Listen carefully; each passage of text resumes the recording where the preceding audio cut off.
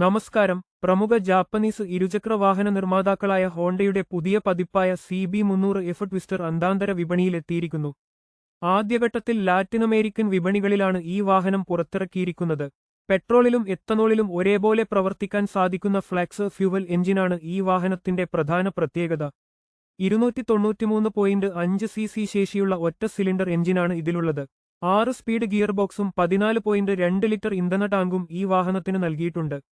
142 kilogram ഭാരം മാത്രമുള്ള ഈ ബൈക്ക് നഗരവീഥികളിലെ യാത്രകൾക്ക് ഏറെ അനുയോജ്യമാണ്.